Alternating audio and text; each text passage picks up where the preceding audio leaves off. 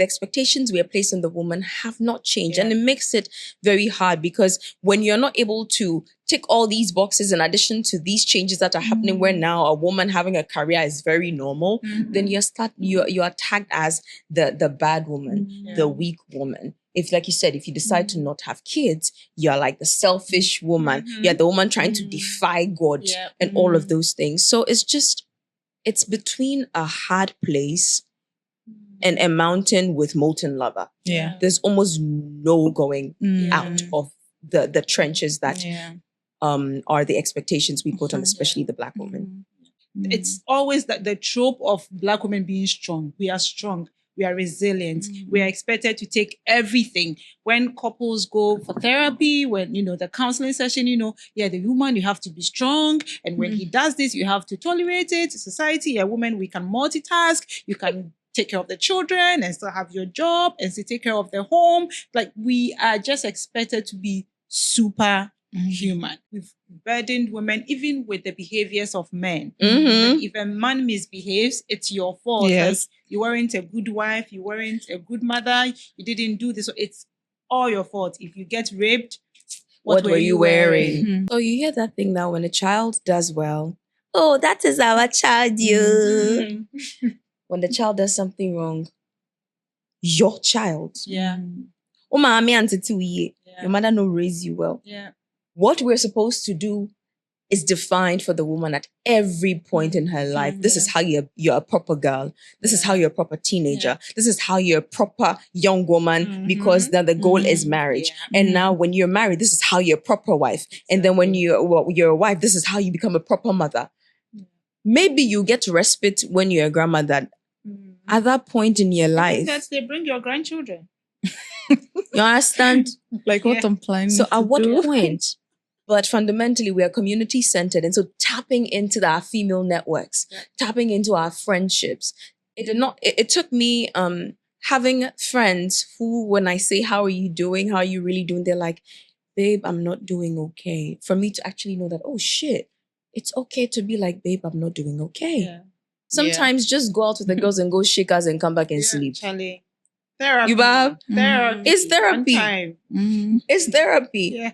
Sometimes I think that maybe if they stop to just rest, they're going to think about all the pain that they're going through or they are experiencing. And so that going on and on and on, it's a way for them to not be able to take a break and listen to them, their body and spirit. Good girls never get the corner office. So do not be cheated like the African culture where you are told have decorum, dress nicely, be kind, be nice. I'm telling you, you will go nowhere. Be a bad girl like me and you'll get somewhere.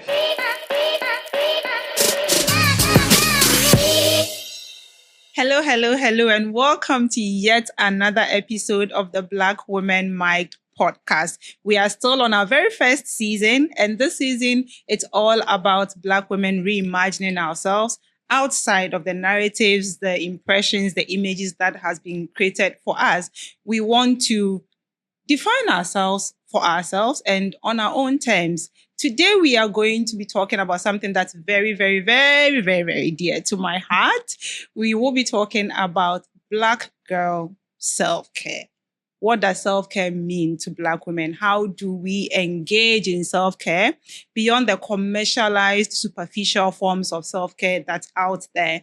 And today I have some of my very, very favorite women.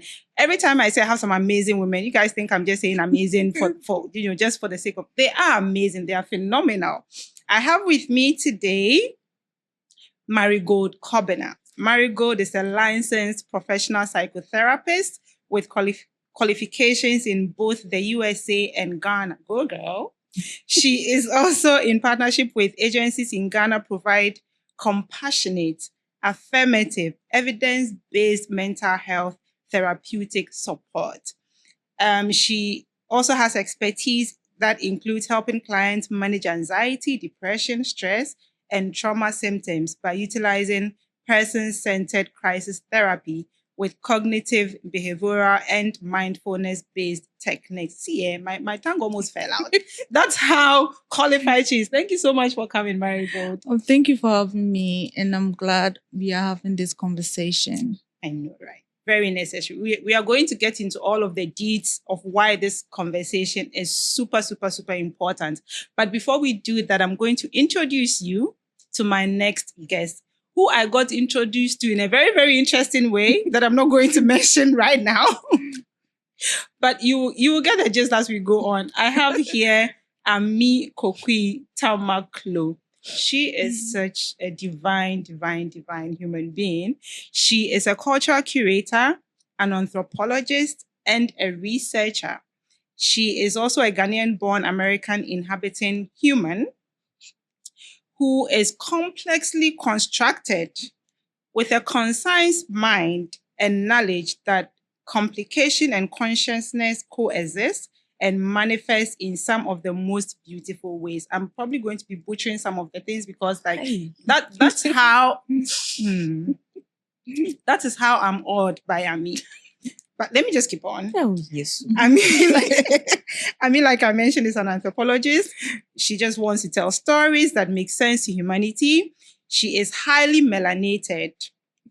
XX chromosomed, if that isn't obvious already. She is proudly queer. She is ever Daviami, but above all, she is human. I feel like I am going to be tapping into stereotype when I say that because she also has short hair. For those of you who are listening to us and not seeing us, she has short hair. But no, I don't sell beans. Okay. See, that's why I told you I got introduced to her in a very interesting way. She's a very interesting human being. Now I don't even know what I'm saying. Welcome, Ami. Thank you for having me here. I'm happy to be here. Awesome. See, I have read all of these bios about both of you, but there's something we do here that when we have our guests, we want them to introduce themselves. Tell us who they are. So I'll start with you, Ami. Who is Ami? I'm figuring that out. I really am. Every day I think I know myself, and then I learn something new about myself, about things I like, don't like, will tolerate, not tolerate. But fundamentally, the things I care about are how do I make life better for, the world around me. And so who's Ami? I just want to use whatever gifts and talents and blessings I have to, make life a little bit easier for as many people around me as possible. But if they start misbehaving, they go collect. So that one. Just FYI. Thank you, Ami. Very good. Okay, and how do I follow that? Anyways, I feel for you. I do. So I'm a therapist, like you said, and apart from being a therapist, I am also a researcher, and I love culturally adapted and modified approaches to therapy because what is out there and what I've been trained in is westernized. And so I figure, I try and I love to figure out how I will be able to create my therapeutic approaches to the people I'm serving. So I really love serving as well. And I call it having the heart of Christ, like having that selfless compassion to others suffering. And so, yeah. And so that's me. You cannot be a therapist if you're not compassionate. No. So I feel like your job is basically who you are. Also, yes, which makes it even easier, right? Yeah, it makes it easier. Like I'm doing what I love to do, and I'm being paid for it. Imagine. Yeah, I'm volunteering as a therapist, but I'm working as a researcher. Oh, so you're not even charging for the therapy? No, it's purely voluntary. Okay, so tomorrow 10 p.m. Can I appointment? Who do I have to talk to? Oh, you have to talk to the agencies I work with. So they will refer you to me. Amazing. We'll get into how people can reach you, get into the tail end of the conversation. But thank you so much to both of you for coming. Let's just dive right in because this is such an important topic, like I mentioned. And yeah, let's just get into it. Let's start from what you both see as self-care? What does self-care mean to you? I'll go back to Ami and then we'll come back. A plate of caviar, please. And maybe some sorbet on the side. I'm kidding. Coming right up. You understand? Self-care is, if I had to summarize it, it's a way that, let me speak for myself. Yeah. To show up for people, I need to be fit and not just physically. I mean, holistically, I need to be fit to be able to show up for others. But to be able to show up for others, I need to first take care of myself. And when I think of self-care, that's how I conceptualize it. And you're right. A lot of things are being capitalized and commercialized. I think it's a trend that came with the Industrial Revolution where something happened, it catches on, boom, marketing. Even mental health now is being like, the pathologization of it is being commercialized. And so when I think of self-care for myself, it's so that people will not be catching stray bullets anyhow. I need to take care of myself so I can show up for my people that I care of. Because a lot of the stray bullets we'll be catching at work with our colleagues and shit. Because people are not actually taking care of themselves. So then they end up projecting and then you go there and cry because of someone's problems. How do you take care of yourself? Anyone who knows me knows in the morning you don't talk to me. Please don't talk to me until I talk to you. Unless someone is dying or it's emergency, something formal. But I like to start my morning slow. And it's a habit that I adapted over the last few years. And there's something about starting to learning how to care for yourself that when you begin certain habits, it's kind of hard to revert. It's like after 20-something years of not really sleeping well, when I figured out what 6-7 hours of sleep felt like, my body was like, are we allowed to like use language here? It's like, bitch, really? Okay, that 4-hour shit? No more. Right? And so trying to get enough sleep. I do forget to drink water though, so that one do. But my mornings are slow. Water. But my mornings are very slow and intentionally so, because I realize that it sets the pace for the rest of my day and makes me a lot more tolerant of foolishness than I would have when I'm not sleeping. So that's one of the ways I care for myself. Awesome. I have been to your house in your absence. I'm not going to explain how, but I was in your apartment and I saw it's a very cute apartment she's got. And I saw the mat and the curries and the calabash or the clay pot and the things you light and the incense. And I was like, oh my God, that's actually what got me to say, no, Ami has to be on this episode because this girl is self-caring. How did you get into those habits? I don't know. I think as I grow and as someone who ends up moving moving is hard. Anyone who has moved knows moving is hard. And you buy all of this shit. And when you're moving, you don't know what the fuck to do with it. And I'm like, I don't want any of that. So there's something really grounding in just having what you need. Some people live for the 500-inch TV. Oh shit, good. That's you. Me, I don't want that problem. You give me TV remote, I don't know what to do with it. So if I don't know what to do with it, why do I need it? So there's just a beauty in the simplicity. And side note, I don't know, but my exhibition that I did last year, a lot of the pots and shit you're seeing are things from my exhibition. I repurposed them and put them back in my apartment. Nice. And yes, I do cooking pots, actual cooking pots. I do. Because these are choices that I make for myself. They make me feel grounded. I'm in touch with things that are locally created that last, if I don't want, they'll decompose and go back into the earth.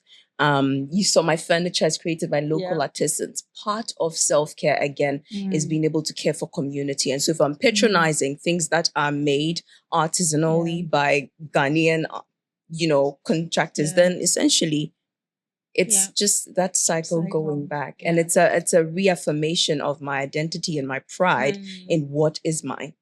Awesome. It's brilliant. Oof. Very good. Yeah. What does self-care mean to you? How do you practice self-care? Yeah, I got a question. So for me, as a Black woman and a therapist, I would like to look at the literal meaning for us first. The self, meaning you and you alone. So you can only personalize it. And the care means your attention, the support that you give to yourself, and also how you take care of your physical, emotional, psychological, or mental and spiritual well-being. So I like what Ami is doing for herself, taking care of that mind, body, spirit connection. And so what I do is to also incorporate those three dynamics. So I like to look at it like braids, right? So that a three strand braid, and so the body has to be connected. Yes. So one strand is the body, the middle strand is my mind, and the next strand is my spirit. And so to make sure that anything I do, I'm connecting the three dimensions. And so I do spirituality like dancing, lip singing to Afrobeat or Beyonce songs. Yeah. Just to move my body, because I don't go to the gym. And for my mind, I use ChatGPT as my therapist, because it's been tough to find a therapist here in Ghana, and I can't afford outside the country as well. And so I use ChatGPT now, but I used to have a therapist, and that's what I do for my mind. And I also do journaling. So I have like three journals, like hard copies, and I do keep folders on my notes in my phone. And I also do creative, like I do coloring, and that's for my mind. And for my spirit, I have Sundays, my devotional worship, and so I practice like so many spiritual like practices from major religions, and also ones that I find online that really speak to my spirit. So example is chanting mantras, affirmations, reading. No. So like chanting, mostly Hindu chants or Buddhism, or even Native America, some chant from Native America. And I do like going to the beach to swim and just meditating at the beach. So I do meditating. Yeah. And I do mindful yoga. So I'm not flexible, so I do mindful yoga. And what else do I do for my spirit? Or even talking to my family. Sometimes it's very toxic and tiring, but like sometimes it's freeing if I'm able to like argue with them. And sometimes we share love, or we talk about what's going on in their life and what's going on in mine. And I know they really love me, and I love them. So yeah. Awesome. Talking to family really does help. Yeah. Like, I used to just call my dad and he doesn't even know. A lot of the time he doesn't know what's happening. And I don't tell him what's happening with me. Like when I'm in a bad place, I'll just call him and just like, how is he? And then he'll just go on. And then he and I will gossip about the rest of my siblings and his nieces and nephews and family. And like before I get off the call, I am super fine. Yeah. The best for concise with the parent. So unfortunately, some families if they're traumatizing. Yeah. Some are very toxic. Yeah. Let's talk about this narrative, that's this image that's been created of us Black women, especially as resilient. It's always that the trope of Black women being strong. We are strong. We are resilient. We are expected to take everything. When couples go for therapy, when, the counseling session, the woman, you have to be strong. And when he does this, you have to tolerate it. Society, a woman, we can multitask. You can take care of the children and still have your job and still take care of the home. Like we are just expected to be superhuman because we can. That's what they say, that you're strong, you're resilient, you can handle it. What's the cultural, implication of this? How did we come by this? And why is it important to not romanticize this? Because I see how it impacts me, how we constantly force ourselves to show up because that's what's expected of us. We're expected to deal with all of this and still be resilient and still show up. How do we deal with this? Why should it not be romanticized? Who do I start with? Do I go back to Ami? Hmm.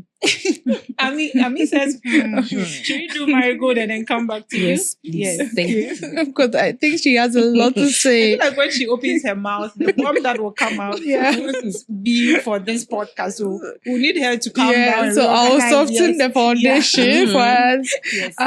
I think that Wonder Woman trope for Black women, I'll say Black feminines, because of this idea that we are the nurturers, we are the carers, and which we have been doing a really good job. So you think our reward will be, that soft life. And that's not our reward. Our reward is like, this is what you have to do. And so as a Black feminine, this is what you must do to take care of everyone else. And, whilst taking care of everyone else, that you are going to suffer, because I said I want to be selfless, and even if it means taking care of my others and suffering, I don't care, which I want that. But also I have to be mindful that if I suffer, I wouldn't be able to take care of other people, and which a lot of times the Black feminine has been told and shown and also taught that we have to suffer for others. And it's in the media, it's on TV, it's even in Western countries, it's in Africa. So you see, when you wake up as basically. Yes, if you wake up at 4 will a.m. tell you, why are you not, if you don't learn how to cook, you cannot cook in your husband's house, or no man will come and marry you. If you're not doing this, how are you going to take care of your husband and your children? Exactly. And I see my mom go to work at 4 a.m. But if you wake up at 4 a.m. and go with her, you see only men in church. Only women in church. And she'll come back and she's expected to cook and take care of the people at home. Even for us, the grown children, she cares about if you have eaten and if you have not eaten. But nobody asks her, Ma, what are you going to eat? Sometimes I'm like, oh, okay, let me ask her what she wants to eat. And she'll be like, oh, I don't care. I don't want to eat. And so sometimes I think that maybe if they stop to just rest, they are going to think about all the pain that they are going through or they are experiencing. And so that going on and on and on, it's a way for them to not be able to take a break and listen to them, their body and spirit. They feel this pain and they go through this. How is it that there is no, like, they don't feel the need, or they don't act on the need to take a break? No, I think that it will communicate to people that are looking up to them that they are weak, or they are lazy, or they are not caring, because the people that in our society that are not doing that, they are seen like that, or even like they are immoral. And so, like, if you feel like, oh, I don't want to have children because I see my mom suffering. And so what that will communicate to the rest of society and to the rest of the family members is that you are selfish. So in essence, they want living to the patriarchal and misogynistic expectations of who a woman should be. Yes. Hoi. I mean. Okay. So, tell us. When we look at how Black women are the way we are right now, as somebody who goes between Ghana and the diaspora, we think about, chattel slavery and the expectations, the burdens. So women will still pick cotton, and then you had to breed because it's like property. The more kids you bear, the happier massa is. So there was that. And then you still have to come home and then make sure that the family is fed and massa is fed. And if you have some sense, maybe you can try poisoning him. Now, you came to also find that as things are progressing, the moral burden of societies, and not just in the Americas or in the diaspora, as we come here, we see it even in our independence movement, where when society is concerned, everybody needs to mobilize for society. So then when we start looking at things like the feminist movement, the civil rights movement. With the feminist movement, it's like, yay, womanness, but not blackness. With civil rights movements, yay, blackness, but not womanness. And we come into independence, yay, kick the white person out, but like not with attention to women's issues. So it's always been a thing about we are expected to take care of everyone and pay attention to everything but ourselves. But some way, somehow, we're supposed to take care of ourselves enough to uphold the moral standard of the community and also uphold the image of that. I forgot which book it was, but it was talking about how when we were newly independent as a nation, the things that women get penalized for or got called out for, men could do it and get away in a bureau or one Even kind of thing. Yeah. And there was even an ad. There's so much power in how you depict certain things. And in this ad, there is a chef standing behind two pots, and then there are, I think, two people. And the chef is dishing out what has been figuratively tagged as, wages and good life. And so the one worker who's coming, they said worker one, and they've said is a good worker, worked hard, and so is getting good wages and a good life. And lazy worker gets the gender of lazy worker. Woman. Exactly. Oh my goodness. And then there's another ad which says women, and it says all they know how to do is gossip. Right?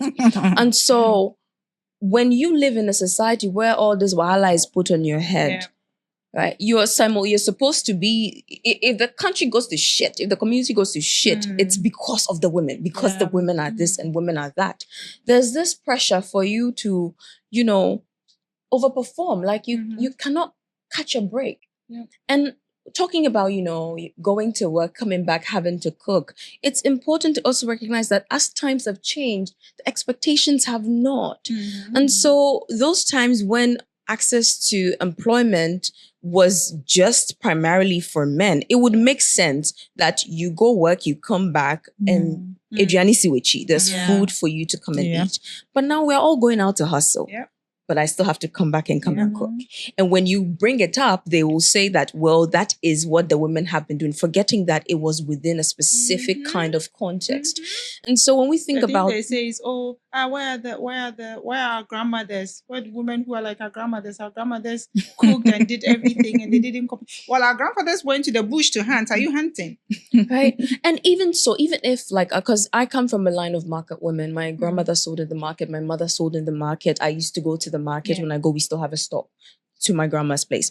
And there's some kind of flexibility around community, because you find out that women, if you're in the market, let me speak for the market, you can tell, Auntie, please watch my thing for me. Right? And then you watch Auntie Ya's things when she's going to make her banku. And so there's that communal support, but we've had to do it that way. And so because of that support that we have, we were able to maneuver those kinds of dynamics. Now, we are saying nuclear family. Everybody's putting wall around their house. You're burglar proofing your window. In case fire catch right now, you are dying inside your own house. And so those, again, things have changed, but the way the expectations we are placing on the woman have not changed. And it makes it very hard, because when you're not able to tick all these boxes in addition to these changes that are happening where now a woman having a career is very normal, then you are tagged as the bad woman, the weak woman. If, like you said, if you decide to not have kids, you're like the selfish woman. You're the woman trying to defy God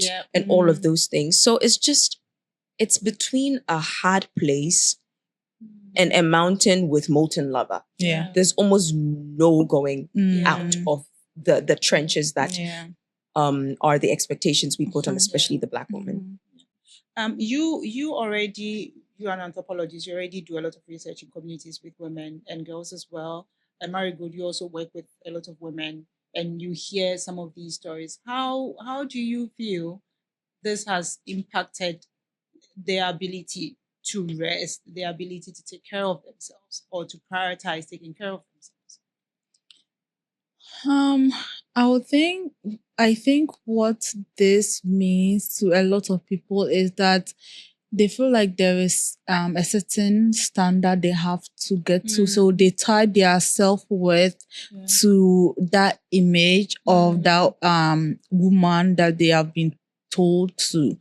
And so and a lot of with self-worth, it comes with a lot of mental health issues and problems, a lot of spiritual distress or religious trauma, a lot of cognitive distortions or negative automatic thoughts that affect how they act and even feel their emotions. And so that from the therapeutic side, that's what I would say. It really impacts their self-worth, esteem, and even somehow they feel like they are some of them feel they are not fulfilling a purpose. And so, and the purpose, when you go into detail, it's like, it's really tied to the social expectation and norms.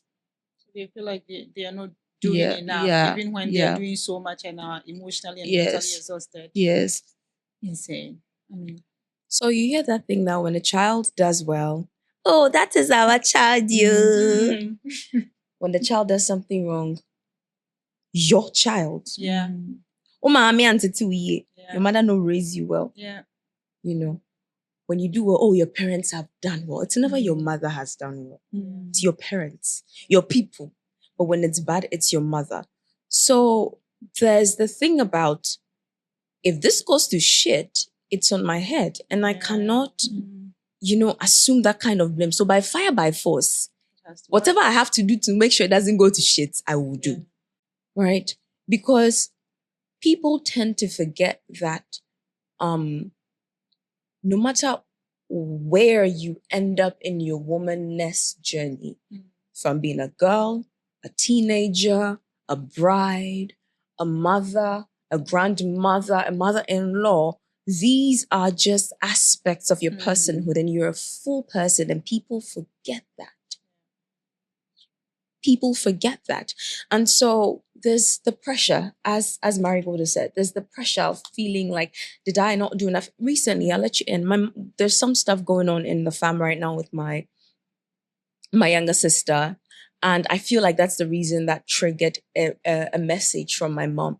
Mom was like, did I do something to you guys that made you guys, move away?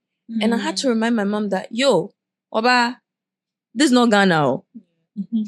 In the abroad, you follow where the opportunities go. We went where we went because of life was taking us. But I recognized from that statement that she was wondering, this thing that my child is going through, is it by my doing that I fail as a mother? Yeah. That's how burdened they feel. Yes. Exactly. Yes. Because especially with things like motherhood, people expect you to throw away your personhood when you become mothers. And that's why I got so happy when I saw on Instagram that mothers are actually trying to reclaim their personhood again. Because once your kids leave, and God forbid your child dies, if your entire identity is around that, you are fucked. Yeah. So it's that pressure. It's that pressure and feeling the burden of everything that goes wrong will be on my head. Yeah. Because you have just automatically been designated the person who is responsible for everything. So that burden of, and it's interesting that it's not even that, like everything that happens around a woman is automatically her responsibility. Like we've burdened women even with the behaviors of men. Like if a man misbehaves, it's your fault. Like you weren't a good wife, you weren't a good mother, you didn't do this. So it's all your fault. If you get raped, what were you wearing? What were you doing over there? We've burdened women with everything that isn't even remotely related to us. Everything is basically our fault. Like we're living consequence of something that doesn't even have anything to do with us. Before we go, let's shout out our sister, the one who did for the sisterhood, the one who's, you guys remember a few weeks ago or so, a thing, it was in the UK where a Nigerian man or so was saying that he was thinking about leaving his wife, and then they didn't say anything. It was like, okay, the woman just packed and left him with her kids. Hey, she made the sisterhood. One for the sisters. I saw that. I heard the sisterhood was very proud. Very, very proud. We need to get to the point where women unburden ourselves from this thing that we did not even ask for. It's like, okay, you were born with a vagina. Okay, everything is your responsibility now. You have to take care of everybody. You have to do everything for everybody. And if we're doing this and someone or some people are in turn taking care of us, that would at least, and I'm not saying that's how it should be, but that would at least be tolerable. That, and okay, at the end of the blow. day, someone is showing up for you, someone is doing things for you. But if you're not lucky enough to have a good circle of female friends who will constantly show up for you, you are on your own. A lot of the time, when a man is unwell, wife is taking care of him, the partner, whoever, girlfriend, whatever. You don't even see his family there taking care of him. It's the wife or the girlfriend or whoever, whichever woman he's with. Let a woman fall sick. It's her friends and her family. Her friends and her family. So these people, that's not about men, but like these people that we are constantly investing our energy in, being expected to take care of, are not even showing up for us because we are supposed to be resilient. We're supposed to be able to take care of ourselves. We get into that. I like the burden thing you talked about. Yeah. I attended the wedding and the pastor was advising the bride and saying, for this is why, like, denying your husband of sex is the reason. If you hear, like, if a man has killed a woman or cheated on her, it's because the wife refused. So don't refuse your husband. So now you are expecting the wife to fulfill the man's every libido every time the man wants. Meanwhile, Yes. Sex machine. a lot of the time, these women are too tired to even have the sex because Yes. they are taking care of the home. They are taking care of the children. They are doing everything. And at the end of the day, when they want to rest, they are supposed to have sex with people who all they did during the day was to go to work and come back. At least romance has spoiled. She's type of like, baby, don't do anything. Just lay your side. Let me massage you. They then Oh my are too goodness. tired to romance you because they had just come from work. They're tired. Yes. Meanwhile, you also worked and you cooked and you took care of the children. That doesn't count. Anyways, let's if we want to talk about this, I think we'll be here for we'll 10 be here years. Forever. And I love for us current generation of women who are more enlightened, who are more conscious of our womanhood, our independence, our identity outside of the identity or the expectations or the narratives that have been created for us. And so I see that a lot of us more young women are prioritizing self-care. Let's look at how we can reframe, self-care or softness as, joy and, as radical and evolutionary act. How do we do this more authentically, especially for us as Black women? Like I mentioned earlier, beyond, the commercialized versions of self-care that's so out there. How do we reframe self-care for ourselves as Black women? I'm stressing on the radicality of it because in our time, it's been like that. Like self-care is radical. We've discussed the instances in which women are forced into not, taking care of themselves. So for me, and I think generally, it's a radical act. How do we reframe all of that and practice in a way that is also self-serving for us? I think knowing our needs, that's the first step to actually radicalizing self-care.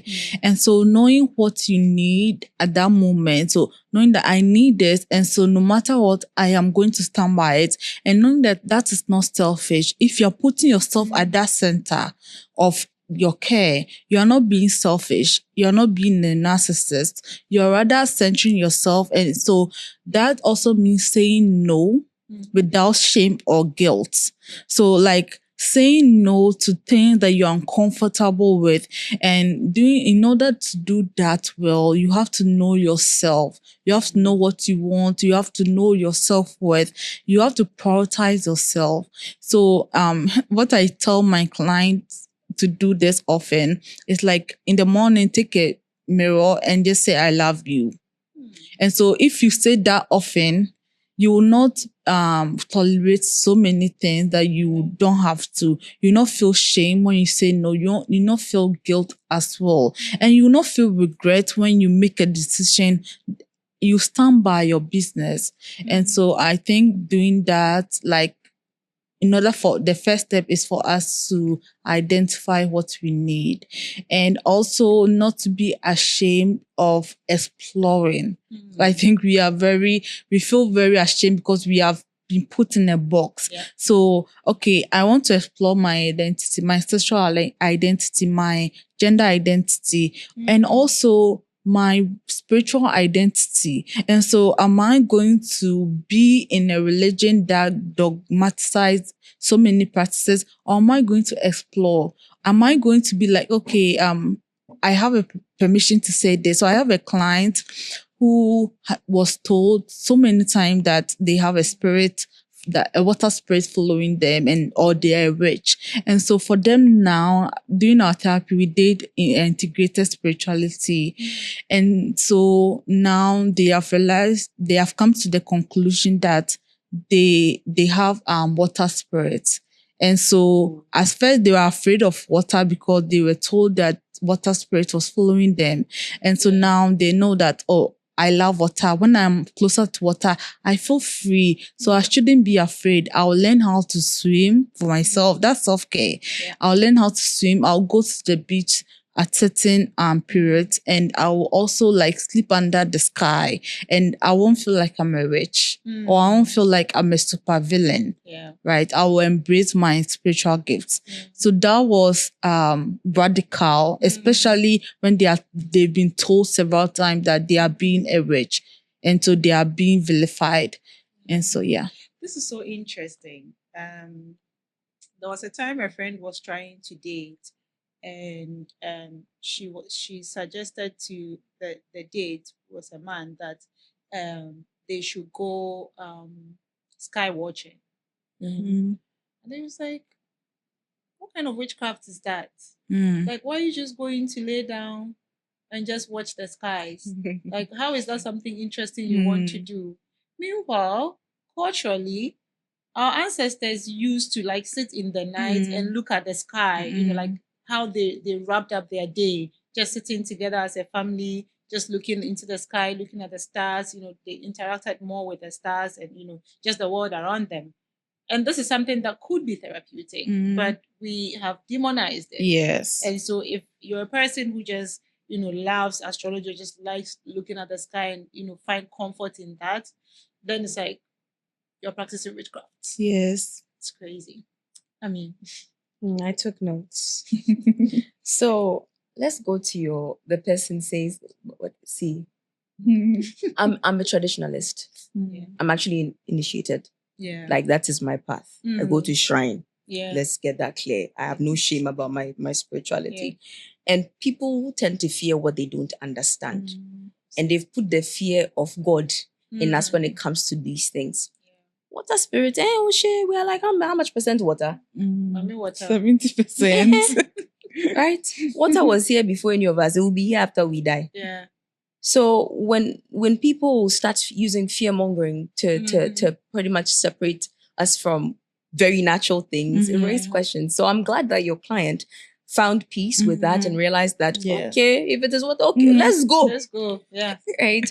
So talking about the radicality of self-care, I wanted to first play a bit of devil's advocate. I'm sorry it's the anthropologist in me, but I have to. How our women, like women before us, so generationally, people did what they had to do to survive. Yeah.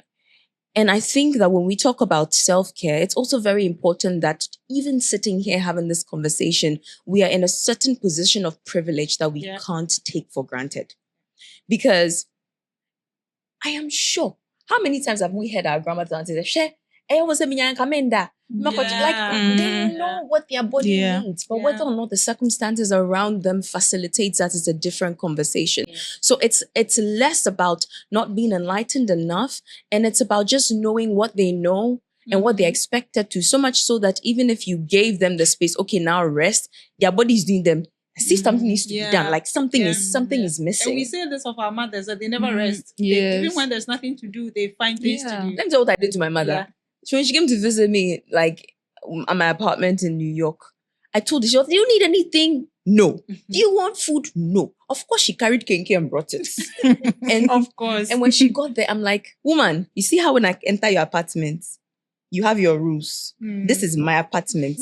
These are my rules. Do not enter my kitchen. You are hungry, you call me, I bring you food, you sleep. I literally have to force I forced her to. to. Yeah. I forced her to. And what I noticed that within the time that all she did was rest, she actually fell sick. Oh. Yeah. So her body is basically not used to doing Yes. Yeah. She fell sick. Crazy.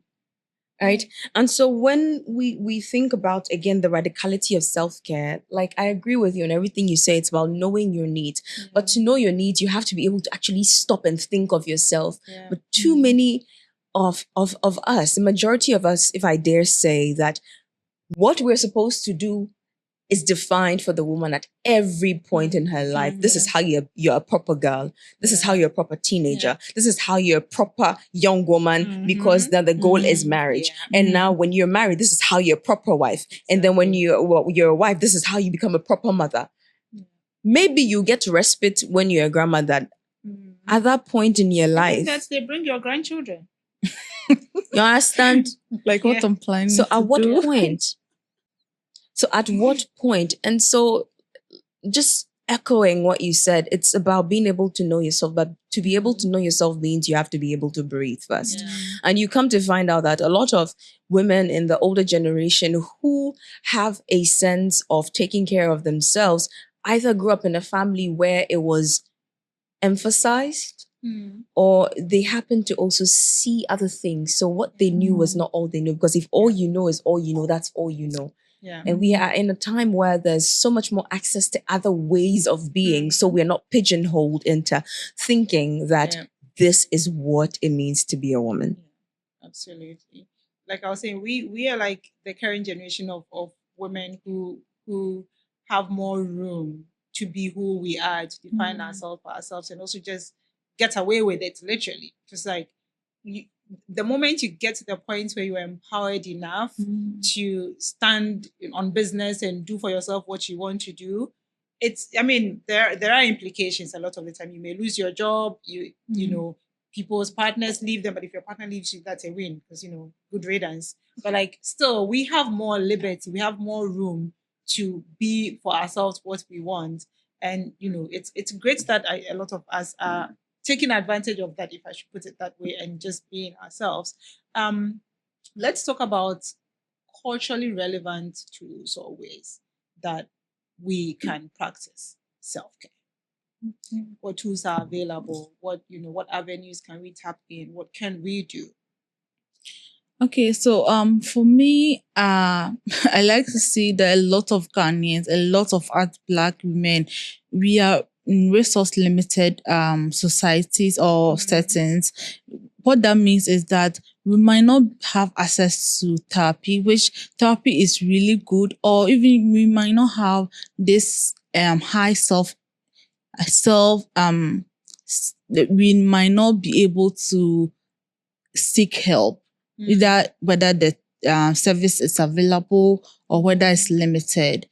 And so it should be on national health insurance. Yes, it should be. I think it is. Like if you access, if you go to the public hospitals, yes, but the private hospitals, I don't really know. Like the outpatient ones. Even in private, do they have therapists in private government hospitals? Yes, but it's for I think they'll refer you. Yeah, it's based on referral systems. They would even have to think that, this thing that's happening to you, I think, it's therapy. Yeah, we have to prioritize mental health. Exactly. To the point where they will see it necessary to refer people. Yeah. So that's what I know, right? But maybe you might we can do a walk-in, like with Legon. I know with Legon, you can do walk-in with Legon Hospital. Not the old one, but the new one they built. Yeah. UGMC. Yes. Okay. And so if you're a student, you can also like seek counseling. So you can seek help from your counselors or research, right? Google quickly how you'll be able to access like therapy, because it's really good, but also identifying the kind of therapy. Is this therapy going to be helpful for me? Is this therapy what I need? Do they have the treatment that I need? What is their style? So you can like email them to have that conversation. But if you're not like, if you don't have that privilege to do that, there are other ways to be able to like seek some form of therapy. So you can use your phone, download ChatGPT, and use a chatbot. You can do ChatGPT. There are a lot of mental health apps as well, which is free, right? For trauma, there is, but it's mostly westernized, and so you have to kind of create it to your needs. And you can also do music. You can do some other like practice, like I talked about, like spiritual practices, dancing, drumming, going to the beach, kind of sleeping under the stars, what else? Coloring. Those ones you can do that, and it won't be at a huge cost to you, right? And what else do I have here? And also like making affirmation. So if you are a Christian, you can take affirmative quotations that are really strength based, and you can write them down and memorize them. And if you're not a Christian, you can also pick like some affirmative talks. So there is this app called I Am. It's free. So it gives you so many affirmative talks for free. So you can have that. And I have a client that if they get the affirmation for the day, they post it on their WhatsApp story. So it really, Their friends on WhatsApp will do that as well. Yes. Yep. So it helps you like kind of, you are, when you post something, you get informed. And with journaling, there's private journaling and public journaling. So like social media posts are public. So knowing when, you post public and you do private journaling in your journals at home. And so if you're doing public, know the nuances. And am I going to block anyone that comments negatively? Am I going to off my comments? So some of these things. And I think, and culturally, know your needs and know what you'll be able to afford. Know what you'll be able to like get. Yeah. It's very, when we talk about culturally relevant self-care practice and even all other issues, what I find is that a lot of us also don't know much about what is uniquely, like culture to us that we can tap into for our own well-being. I think Ami would know that for sure. So I'll let Ami speak to that. Oh, goodness. How do we tap into things that are, practices or tools that are available to us, like unique to us as Black women, as Ghanaian women, that, would really center us, us against doing what is, generally commercialized, like I said, as self-care. I love traveling. But, I don't do it because, everybody say, travel for self-care. I do. When I travel, I am happy. I like to gallivant. That is my thing. I like to go to the beach. It's therapy. When I go to the beach, I'm like, this is home. What other, mine is not the ways, but, how can we as Black women, what practices are available to us that, are more, that will center us more and, are more unique to us and will probably be more useful to us. Yeah, relevant as well. Yeah. Exactly. Let's start with our high schoolers. I heard that they cancelled siesta in high schools. Yes. Maybe it's the people from the high schools I spoke with. But on an institutional level, by cancelling siestas, you're already putting these young people in the go till after prep. Mind you, after dinner, there's prep, there's housework, there's prep. So starting from that level, I strongly believe siestas need to be reintroduced because Totally guess what agree you're with doing? you. You are teaching them how to take naps. Yeah. Naps are gold though. Yeah. You haven't taken enough for you to reset your whole destiny before. It's true. It's true. Sometimes all you need is like a 30 minutes. All you need is a good. nap. Yeah. And you're like, damn, life is good. Yeah. Even if you have them so. And so it sounds silly, but resting, like these little things, taking time in the day to rest, take a nap if you can. Or sometimes with a hectic schedule, just going off into a corner. If your bathroom in your office or wherever is clean, go and people think I'm a little crazy. I'll enter a bathroom and I'll come out for 15 minutes. The people who know me know me. If it's a clean bath, I'll just sit down. Because at that point, nothing else matters. Yeah. Catching my breath. And it sounds, again, silly, but these are practical ways that within your day, if you have a hectic day, you can be like, I'm exhaling. Yeah. Have we seen our mothers and aunties come back from work in their car and we just sit in their car? I never really understood it until I started driving. Sometimes, even before you enter the house, you want to sit in your car for a bit. You do that. Now, we live in a society that is very religious, very spiritual. So if it means jamming to, your favorite, what's the name? That Basi guy, Nathaniel or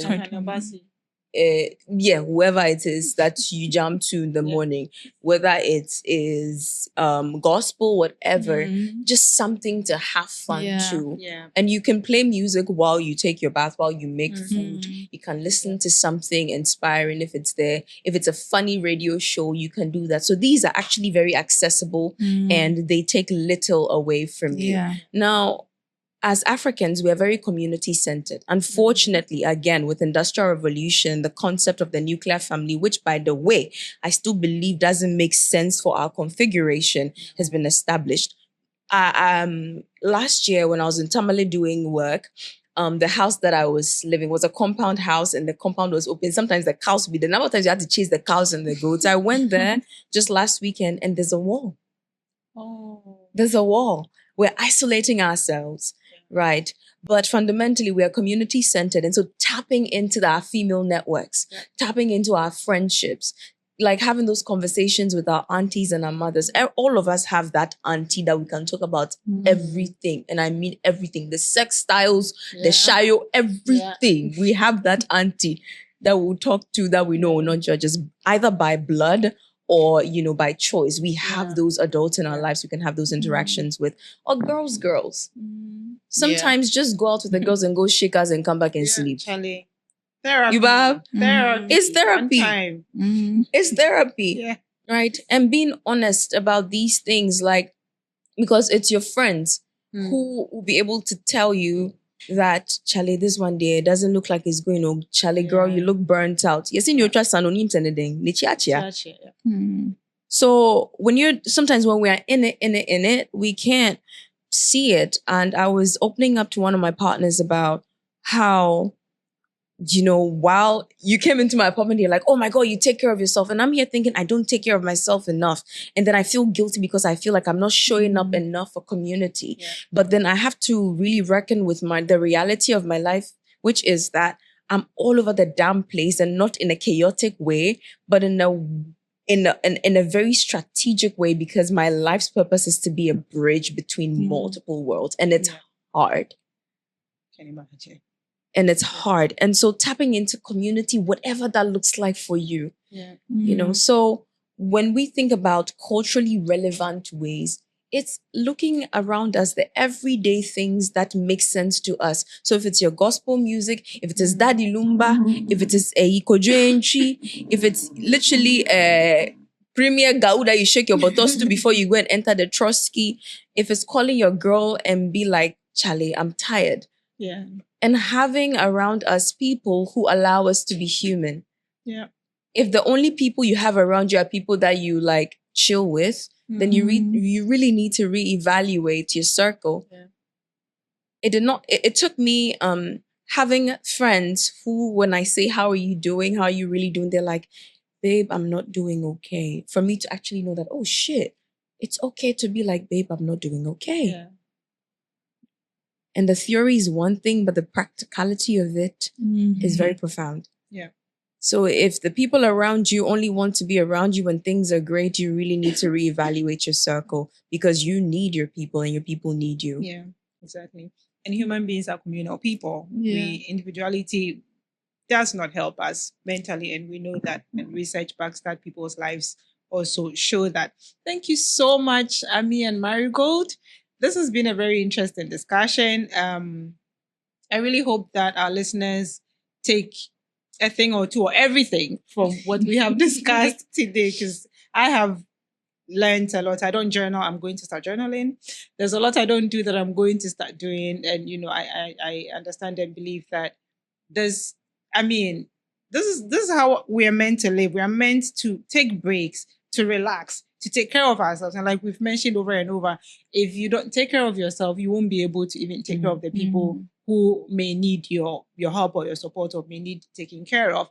People, we have been talking about Black girl self-care. How do us as women get over the trope of we are strong, we are resilient, we are multitaskers, we can do everything? How do we step away from that? How do we learn to rest? How do we learn to take care of ourselves? How do we prioritize ourselves beyond what is defined for us as Black women and women generally? I have had with me the amazing Ami Kokui-Tamakloe. Ami is an anthropologist. She's a researcher. She's a cultural curator and an all-in-all body. I don't know what she would say to that, but she's a baddie. I've also been talking to Marigold Cobbina. She's a researcher as well. Today I have two researchers. Well, go me. She's also a researcher and a psychotherapist. Marigold is awesome. She is the most non-judgmental therapist you see out there.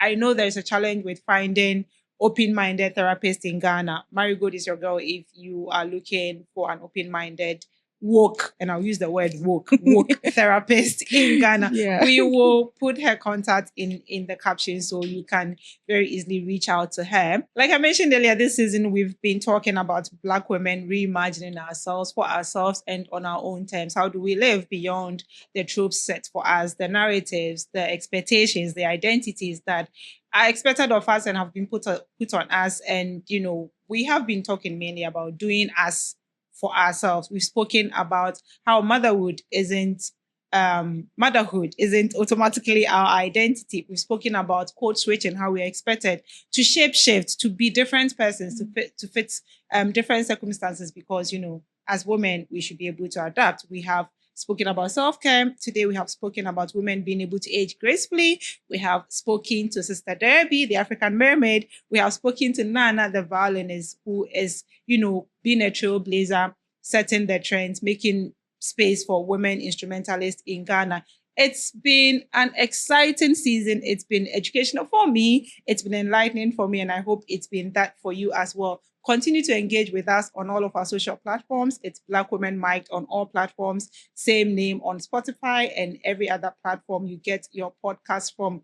We are going to start immediately cooking another very interesting season for you. But until then, please do engage with us on our socials, like I have mentioned. Today, we have spoken about self-care. Please do tell us what your best self-care practices are. And if you have any questions for any of our guests, do put it in the comments. They will they will stalk us. They are expected to stalk us. So they will stalk us and they will view your comment and they will reply to you.